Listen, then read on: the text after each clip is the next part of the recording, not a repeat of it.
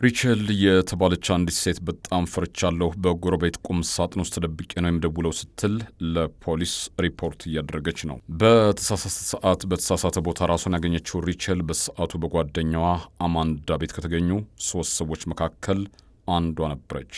እንደ ጎርጎሪያኑ የቀን አቆጣጠር ነሐሴ 27 2015 ማለዳ ትዳሯ ችግር የገጠመውን ጓደኛዋ አማንዳን ለማጽናናትና ለማበረታታት ቤቷ የደረሰችው ሪቸል ራሷን የሞት አፋፍ ላይ እንደምታገኘውና ቁም ሳጥን ውስጥ በፍርሃት እንደምትደበቅ በፍጹም አላሰበችም። ሪቸል በጣም እድለኛ ነበረች። 2 ጓደኞቿ ሲገደሉ እሷ እጇን ተመልታ አመልጣለች። ሊንዲ በ3 ጥይት ተደብድባ ስትገደል የቤቱ ባለቤት አማንዳ ደግሞ በ9 ጥይት አስክሬኗ ተበሳስቶ ነበር የተገኘችው። ታዲያ እዚህ ላይ በጣም የሚያሳዝነው ነገር ሁለቱም ሟቾች ልጆቻቸውን በትነው ይችን ዓለም መሰናበታቸው ነበር። ውድ የቻናላችን ቤተሰቦች በዛሬው የወንጀል ታሪካችን ይህ አሳዛኝ ወንጀል የተፈጸመበትን ምክንያት እንመለከታለን። የዩቲዩብ ቻናላችንን ሰብስክራይብ፣ ላይክ እና ሼር እንድታደርጉ እየጋበዝን ወደ ታሪኩ እናቅናለን። አብራችን ቆዩ።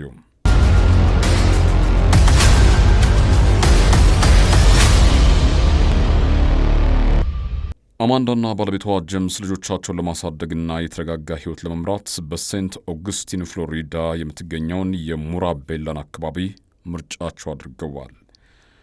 ተፈጥሮ ሳይሰስት ውበትን ያላበሳት የሙራቤላ አካባቢ ቀልብን ታሸፍታለች። ጥንዶቹም ከሁለቱ የ6 እና የ4 ዓመት ዕድሜ ካላቸው ልጆቻቸው ጋር አስደሳች ሕይወትን እየመሩ ነው።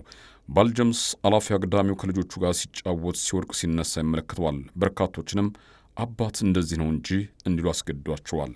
ጥንዶቹ ከአካባቢው ነዋሪ ጋር ያላቸው ማህበራዊ ሕይወት በምሳሌነት የሚጠቀስ ነው። ባልና ሚስቱ አንድም ቀን በአደባባይ ሲጨቃጨቁ አየሁ ሰማሁ የሚል ሰው የለም። ችግርም ካለ በራቸውን ዘግተው ይነጋግራሉ። በዚህ ምክንያት ነበር ነሐሴ 27 2015 ማለዳ ላይ በጥንዶቹ ቤት የተፈጠረው ነገር የአካባቢውን ነዋሪ ክፉኛ እያስደነግጣቸው። በዕለቱ ጠዋት 3 ሰዓት አካባቢ ሪቸል ከጓደኛዋ ስልክ ተደውሎላታል። ለዓመታት በጓደኝነት ያሳለፉት አማንዳ፣ ሪቸልና ሊንዲ በክፉም በደጉም አንዳቸው ለአንዳቸው ፈጥነው ይደርሳሉ። በዚህ ዕለት ማለዳ ልጆቿን ትምህርት ቤት ካደረሰች በኋላ ሪቸል ጸጉሯን ለመስራት ወደ አንድ የውበት ሳሎን ጎራ ባለችበት ሰዓት ነበር አማንዳ ችግር አጋጥሟታል፣ ቶሎ ወደ ቤቷ መሄድ አለብን ስትል ሊንዲ ለሪቸል ስልክ የደወለችላት። ሪቸል ጊዜ አላባከነችም። በፍጥነት ወደ ጓደኛዋ አማንዳ ቤት አቀናች። እሷ እንደምትናገረው ከሆነ ቤት ስትደርስ አማንዳና ሊንዳ ቤት ተቀምጠዋል። አማንዳ እያለቀሰች ነበር። ቤቱ ዝብርቅርቅ ወጥቷል። የዝርፊያ ሙከራ የተደረገ ይመስላል። አማንዳ ሌሊት ላይ ቤት አልነበረችም። ወደ ቤቷ ስትመለስ ግን ምንም እንኳ ከቤቷ የተወሰደ ንብረት ባይኖርም በሯን ሰብሮ ወደ ቤቷ የገባ ሰው ነበር። የሆነ ነገር እንደሚፈልግ ሰው ቤቱን ዝብርቅርቁን አውጥቶታል። ቤቱ በጣም ያስፈራል። አማንዳም የተፈጠረው ነገር ስላስፈራት ነበር ለጓደኞቿ በሙሉ ደውላ ድረሱልኝ ያለችው።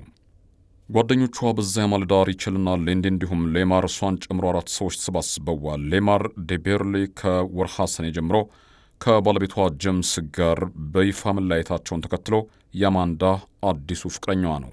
የቀድሞው የአሜሪካ የጦር ሰራዊት አባል ሌማር ፔንታገንን ጨምሮ በተለያዩ የጦር ሰራዊቱ ቢሮዎች በኃላፊነት ሰርቷል። የመልካም ባህሪ ባለቤት እንደሆነም ይነገርላታል። ከአማንዳ ጋር የተዋወቁትም በአንድ የስፖርት አምራች ድርጅት ውስጥ በመስራት ላይ እያሉ ነበር። አማንዳ ትዳሯ ላይ ተስፋ እየቆረጠች ስትመጣ ነበር ከሌማር ጋር የነበራት ቅርርብ ይበልጥ እየተጠናከረ የመጣው። በመጨረሻም ከልጆቹ አባት ጄምስ ጋር በይፋ ስትለያይ ከሌማር ጋር የፍቅር ግንኙነት ጀመረች። ለዚህም ነበር አማንዳ ከሁለቱ ጓደኞቿ በተጨማሪ ቤቴ የዝርፊያ ሙከራ ተደርጎበታል በማለት ለሌማር የደወለችለትና እሱም በቤቷ የተገኘው። አሁን አማንዳ ከደረሰባት ችግር ለማጽናናት ጓደኞቿ ሪቸልና ሊንዲ እንዲሁም አዲሱ ፍቅረኛዋ ሌማር ቤት ተገኝተዋል። አማንዳ የተለያዩ ክፍሎችን እየገባች ቤቷ ውስጥ የደረሰውን ጉዳት ለማሳየት እየሞከረች ነው። ሌማር በበኩሉ በመኪና ማቆሚያ ቤቷ ላይ የደረሰውን ጉዳት ለሪቸል ሲያሳያት ቆይቶ ወደ እንግዳ መቀበያ ክፍል ተመልሷል። አማንዳና ሊንዲ ደግሞ ፎቅ ላይ አንዳንድ ነገሮችን እያወሩ ነበር። ሌማርና ሪቸል በእንግዳ መቀበያ ክፍል ላይ በነበሩበት ቅጽበት ከየት መጣ ያልተባለ የጥይት ሩምታ ተከፈተባቸው። ሪቸል የቤቱ መስታወት ወደ ረገፈበትና የጥይት ድምፅ ወደ ሰማችበት አቅጣጫ ዞር ስትል ያየችውን ማመን አልቻለችም። ሽጉጥ ደግነው እሳት ለብሶ እሳት ጎርሶ የምትመለከተው የጓደኛዋ አማንዳ ባል ጄምስ ነው። ጄምስ ወደ ሚስቱ ቤት ሲመጣ አንድን ሰው ለመግደል ይመስላል። የታለ እያለ ይጮህ ነበር። ሌማር የአማንዳ አዲሱ ፍቅረኛ ጄምስ ሊገድለው እንደመጣ እርግጠኛ ስለነበር ሴቶቹን በሙሉ ራሳችሁን አድኑ፣ አምልጡ እያለ የራሱን ሕይወት ለማዳን በመኪና ማቆሚያ ስፍራ በኩል ሮጦ አምልጧል። በጣም በሚያሳዝን ሁኔታ አንደኛ ፎቅ ላይ የነበሩት አማንዳና ሊንዲ ከበሩ በጣም ርቀው ስለነበር የማምለጥ ዕድል አልነበራቸውም። ሕይወታቸውን ለማትረፍ የነበራቸው ብቸኛ ተስፋ መኝታና መታጠቢያ ቤት መደበቅ ብቻ ነበር። የቤቱ ባለቤት አማንዳ መታጠቢያ ቤት ስትገባ ሊንዲና ሪቸል ቁም ሳጥን ውስጥ ተደበቁ። እሳት የሚተፋ ሽጉጥ የያዘው ጄምስ ተደብቃችሁ አታመልጡኝም እያለ መኝታ ቤቱ ደረሰ። እሱ አሁንም ድረስ ሚስቱን የቀማው ሌማር ቤት የተደበቀ መስሎታል። ማምለጡን አላወቀም። ሊንዲ በተደበቀችበት ለፖሊስ እየደወለች ነው። ጄምስ ደግሞ ያው ሽማሽ የት ነው የተደበቀው እያለ አማንዳ ጋር እየተጨቃጨቀ ነው። አማንዳ በተደጋጋሚ የት እንዳለ እንደማታውቅ ለመናገር ሞክረች። እሷ እያለቀሰች እንደነበር ሪቸል ትናገራለች። ሪቸል ስታክል ነገሩ በዚህ ሁኔታ ላይ ያለ የተኩስ ድምፅ ሰማሁ ትላለች። ሊንዳና ሪቸል በቁም ሳጥን ውስጥ ተደብቀው አማንዳ ላይ ምን እንደደረሰባት አላዩም፣ አልሰሙም። ጄምስ ግን በዚያ ቅጽበት ሚስቱ አማንዳን ተኩሶ ገድሏታል። ሪቸል በፍርሃት የቁም ሳጥኑን በር በኃይል ገፍታ ለመያዝ እየሞከረች በነበረችበት ሰዓት በሮን እንድትከፍተው ጄምስ ደጋግሞ ነገራት። ሪቸል ግን መክፈት አልፈለገችም። ተኩሶ እጇን ሲመታት በሩ ተከፈተ። ጄምስ ሪቸል ላይ ፍላጎት የለውም። እሱ ቀጥታ እሷን አልፎ ተንበርክካ ወደምትለምነው ሊንዳ መራ። ሪቸል በዚህ አጋጣሚ ነበር እግሬ አውጪኝ ብላ የተፈተለከችው። በመሮጥ ላይ ያለች የጥይት ድምፅ መስማቷን ታክላለች። ትረፊ ያላት ነብስ ሪቸል ከዚህ አስፈሪ ክስተት አመለጠች።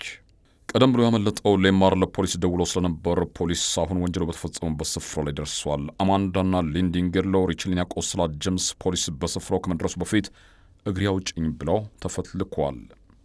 ግድያው ጭካኔ የተሞላበት እንደነበር የሚያሳየው ጄምስ የተጣላትን ሚስቱን አማንዳን በ9 ጥይት አርከፍክፎባት መገኘቱ ነበር። ጓደኛዋ ሊንዳን ደግሞ በ3 ጥይት መግደሉን ፖሊስ አረጋገጠም። ጄምስ ለግድያው ምን ያህል ተዘጋጅቶበት እንደነበር የሚያሳየው ደግሞ እሱ 2 ሽጉጥ ታጥቆ የነበረ መሆኑን ማረጋገጥ መቻሉ ነበር። አንደኛው ሽጉጡን ባዶ እስኪሆን ድረስ ከተጠቀመበት በኋላ ሁለተኛ ሽጉጡን ጥይት እስኪያልቅበት ድረስ ተጠቅሞ ከአካባቢው ተሰወረ። ለምን ግን እሱ እንደዚህ አይነት ጭካኔ የተሞላበት ወንጀል ፈጸመ የሚለው ጥያቄ የፖሊስ የቤት ሥራ ከሆነ ቀናት ተቆጥረዋል። አማንዳና ጄምስ የፍቅር ሕይወታቸውን እንዴት እንደጀመሩ ባይታወቅም የ36 ዓመቷ አማንዳ ከባሏ ጄምስ በ1 ዓመት ትበልጣለች። ጠንካራ ሠራተኛ እንደነበረችም ይነገራል። ጄምስ በአንጻሩ በአንድ አበዳሪ ተቋም ይሠራ እንደነበር የሕይወት ታሪኩ ላይ የተጻፉ መረጃዎች ይጠቁማሉ። ጥንዶቹ በትዳር ቆይታቸው አንድ ወንድና ሴት ልጅ ማፍራት የቻሉ ሲሆን ከውጭ ሲታዩ ደስተኛ ይመስሉ እንደነበር የሚያውቋቸው ሰዎች ይናገራሉ። ፍርድ ቤት ተገኝታ ስለ ወንድሟ ምስክርነት የተሰጠችው እህቱ ሳግ እየተናነቃት ወንድሟ ልጆቹን የሚወድ ተንከባካቢ አባት ነው ትላለች። የጄምስ የአሁኑ ጭካኔ ምናልባት በልጅነት ዘመኑ በእናትና አባቱ መካከል የነበረውን ጭቅጭቅና ጥቃት እያየ ማደጉ ሊሆን እንደሚችል እህት ወደ ኋላ ተመልሳ ታስታውሳለች። አባታችን ከሌላ ሴት ጋር ግንኙነት መጀመሩን የሰማችው እናታችን አባታችን ላይ ተደጋጋሚ ጥቃት ታደርስበት ነበር የምትለው እህት በተለይ አንድ ቀን በቢላዋ ልትወጋው ስትሞክር ፈጣሪ በምህረቱ ተመልክቶት ያንን አጋጣሚ ያለፈበት መንገድ ያስገርማል። ወንድሜ ጄምስ ይህንን ጥቃት ገና በለጋ ዕድሜው እያየ ነበር ያደገው ትላለች። አማንዳና ጄምስ በመካከላቸው የነበረው አለመግባባት እየተካረረ ሲሄድ ነሐሴ 27 በይፋ ተለያዩ። አማንዳ ከሌማር ጋር ግንኙነት ስትጀምር ጄምስ ከቢጤው ጋር የፍቅር ግንኙነት ጀምሮ የነበረ ቢሆንም የተለያት ሚስቱ ከሌማር ጋር ግንኙነት መጀመሯ በቅናት እንዲብከነብከን አድርገውት ነበር። የጎረቤት ምቀኛ አይጣል ነውና የጄምስ ንዴት ይበልጥ ያባባሰው አንድ ፈርጣማ ወንድ የሚስትህ ቤት ሰተት ብሎ ገብቶ አድራጊ ፈጣሪ ሆኗል። አትክልቶቹን ጨምሮ ግቢውን የሚቆጣጠረው እሱ ነው። ከፈለክ ደግሞ ሰውየው ይሄ ነው ሲል ፎቶግራፉን ላክለት። ከዚህ ጊዜ ጀምሮ ነበር ጄምስ እንደ እብድ አድርገውት ራሱን መቆጣጠር የተሳነው። ጎረቤት በሙሉ የሚያወራው ቤትሽ ስለሚመላለሰው ውሽማሽ ነው። ለምን ትደብቂዋለሽ? እንደ ወንዶች በጓዳ ሳይሆን በዋናው በር እንዲመጣ እንዲገባ አድርጊው እንጂ አታስቢ፣ በቅርቡ በአካል አግኝቼ አዋራዋለሁ ሲል ጄምስ ለአማንዳ መልእክት ልኮላት ነበር። ከልክ ያለፈው የባሏ ቅናት አደጋ እንዳለው የተረዳችው አማንዳ ውሽማዬ ሳይሆን አንዳንድ ሥራዎችን ለማገዝ ብቻ ነው ቤቴ የሚመጣው ስትል የጀመረችውን የፍቅር ግንኙነት ለማስተባበል ሞክረች። እንደዚያ ከሆነ ለምን ይደበቃል? ሳስበው መደበቅን ምርጫ ያደረገ ባለትዳር ስለሆነ ይመስለኛል። ለማንኛውም ፎቶግራፉ ስላለኝ ችግር የለውም ሲል ምላሹን ላከላት። ጄምስ የሚገጥሙትን ችግሮች በንግግር ከመፍታት ይልቅ ኃይልን መጠቀም ይወዳል። ካሁን ቀደም ከሚስቱ አማንዳ ጋር የተፈጠረውን አለመግባባት ተከትሎ አንድ ሳያስቀር ልብሶቿን ሰብስቦ እሳት ለኩሶ እንደ ደመራ ሙቋቸዋል። በዚህም ድርጊቱ ፖሊስ በቁጥጥር ስር አውሎት ነበር። በቀጠሮው ቀን አንዳንድ ማስጠንቀቂያዎች ከተሰጡትና ከተረጋጋ በኋላ ነበር ሰከንዶችን ሳያባክን ወደ ሚስቱ ቤት አቅንቶ እንደዚህ አይነት ዘግናኝ ወንጀል የፈጸመው። የጄምስን ስሜት መረዳት በጣም ከባድ ነው። ስሜቱ ቶሎ ቶሎ ይለዋወጣል። ወንጀሉ ከተፈጸመበት ከአንድ ቀን ቀደም ብሎ እባክሽ ይቅርታ አድርጊልኝ፣ እናንተ ቤተሰቦችን አፈቃችሁኝ ብለው የጽሑፍ መልእክት ልከውላት ነበር። በጣም የሚገርመው አማንዳ ገና ይህን መልእክት አንብባ ሳታጣጥመው ወንጀሉ በተፈጸመበት ዕለት ሌሊት 10 ሰዓት አካባቢ ቤቷን ሰብሮ መግባት ከሌላ ወንድ ጋር ግንኙነት ጀምራለች ወይ የሚለውን ለማረጋገጥ የሞከረው በሰዓቱ የወንድ ልብስ ቤቷ ውስጥ ማግኘቱን ቅናቱ ላይ እንዴት እንዲጨምርበት አደረገም።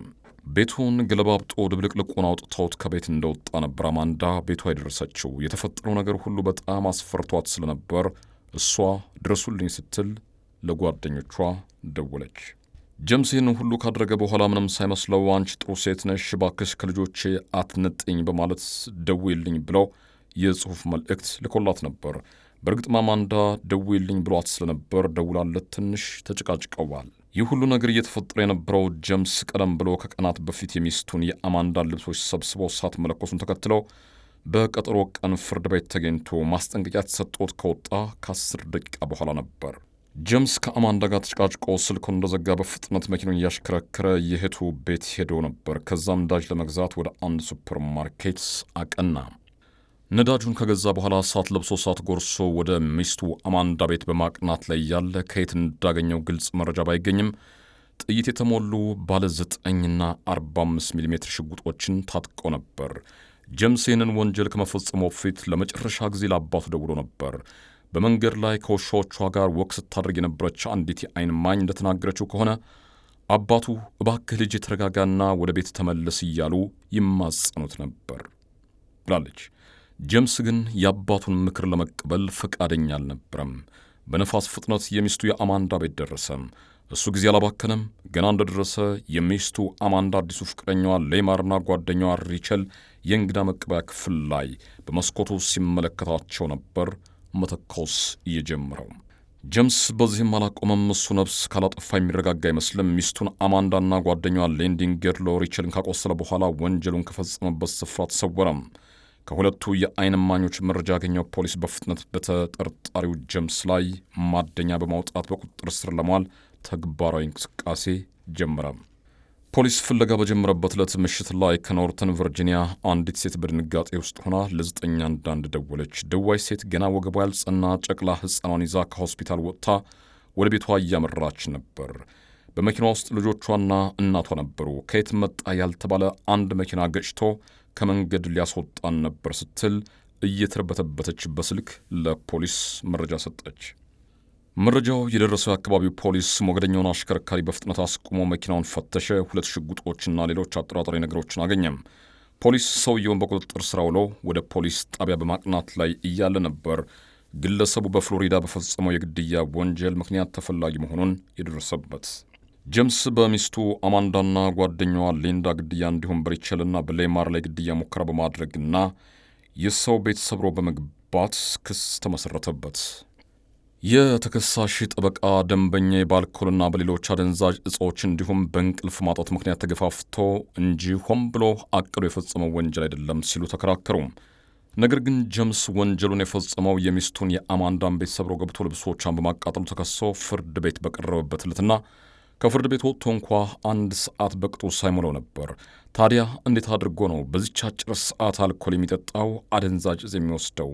ፍርድ ቤት ላይ በነበረበትም ሰዓት ምንም አይነት አጠራጣሪ ባህሪ የታይበትም ነበር። በራሱ አንደበትም ቃሉን ሲሰጥ በምንም ተጽዕኖ ውስጥ እንዳልነበረ ተናግሯል ሲል አቃቤ ሕግ ተከራከረም። ጉዳዩን የተመለከተው 12 አባላት ያለው ጁሪ ጄምስ በተከሰሰባቸው 4ቱም ክሶች ጥፋተኛ ነው ሲል ብይን ሰጠም። እሱ ካሁን ቀደምም የተለያዩ ወንጀሎችን ፈጽሞ መማር ባለመቻሉ ከዚህ በኋላ ሌላ ዕድል ሊሰጠው አይገባም ሲሉ በሞት እንዲቀጣ በሙሉ ድምፅ ውሳኔ ሰጡ። አሁን ላይ ጀምስ የሞት ቅጣቱን በመጠባበቅ ላይ ሲገኝ ሁለት ልጆቹ ያለአባትና እናት መቅረታቸውን ተከትለው በሟች አማንዳ እናት በአያታቸው ቤት ይገኛሉ። የጓደኛዋ ሊንዲ 3 ልጆች ደግሞ እናታቸውን በሞት ተነጥቀው ከአባታቸው ጋር ሕይወትን እየገፉ ይገኛሉ። ሰላም።